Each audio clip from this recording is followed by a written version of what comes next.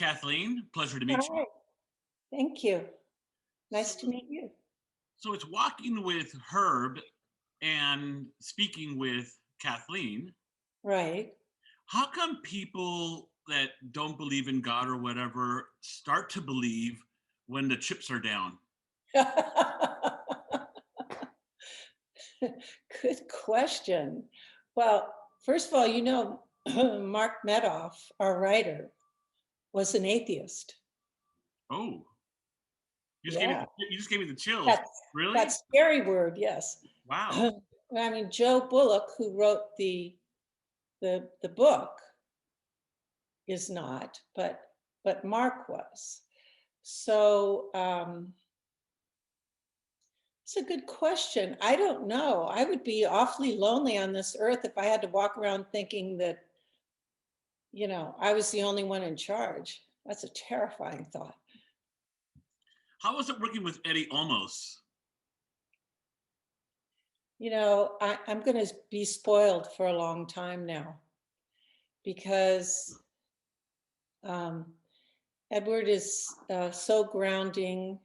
He has so much life experience. He's also an incredible director. Um, it was wonderful because it's like a football move or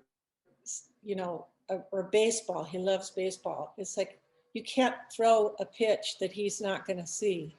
Hmm. So it makes me feel as an actor very safe and like I can try a lot of things and he's going to be fine with it.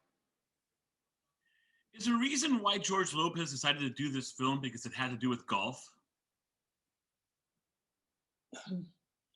Well, really, you should ask George that story. It was something about that somebody gave George the script, and he said, "Well, I'm going to be the golfer, right?" And and they said that Eddie was doing it, and so George called Eddie, said, "Are you doing this movie?" He said, "No," and they hadn't asked Eddie yet, but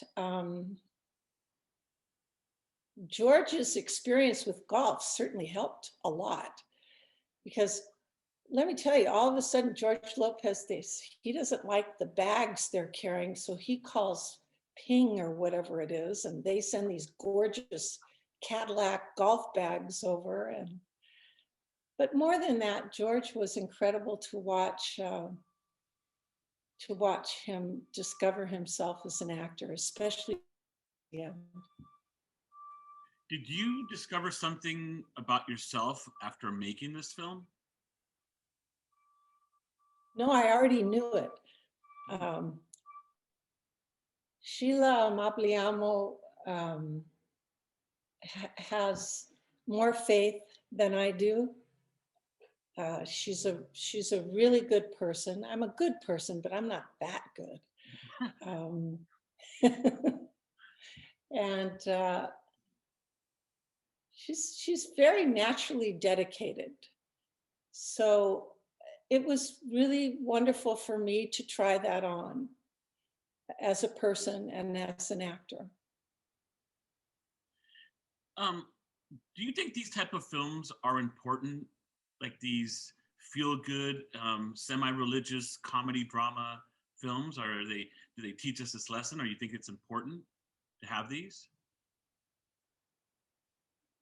Well, what do you think? It's been a pretty rough, year and a half, and we got another 6 months to go. So it's been dark, and we as a people have showed an underbelly we've never seen before, a lack of humanity. And so, yeah, I think it's important. I don't need to go to the movies and be bludgeoned all the time and look at the darkness. There's plenty of darkness in the world right now. So, yes, I think that a movie like this is a breath of fresh air that we can laugh a little and we can see in ourselves our own lack of faith or our own inhumanity and um, you know have some fun. Absolutely, I agree. I totally think we absolutely need these kind of films. a good Yes. 20 of them a year to get us all like on the right path. No kidding. No kidding.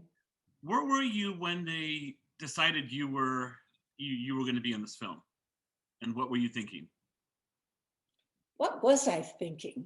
That's what I want to know. What were you thinking? Like, I got it. Where were you? Were you in the kitchen? Like, what's going? No, no. I had done a small cameo for uh, a film that Eddie directed called The Devil Has a Name, which is a wonderful film. And he called and he said, I want to talk to you about a film. Can I come out and see you? And I said, sure.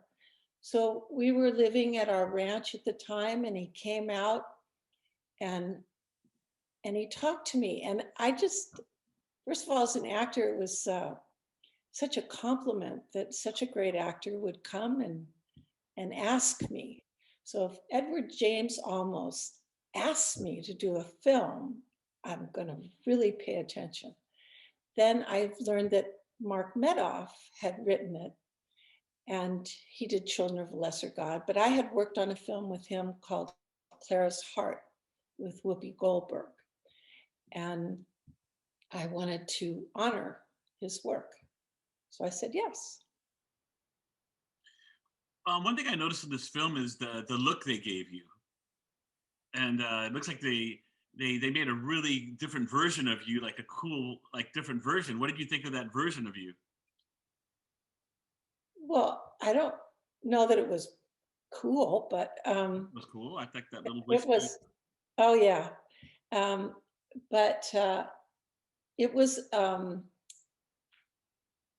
the most like me in terms of the how I dressed and everything. It was the most like me, so I felt the most comfortable.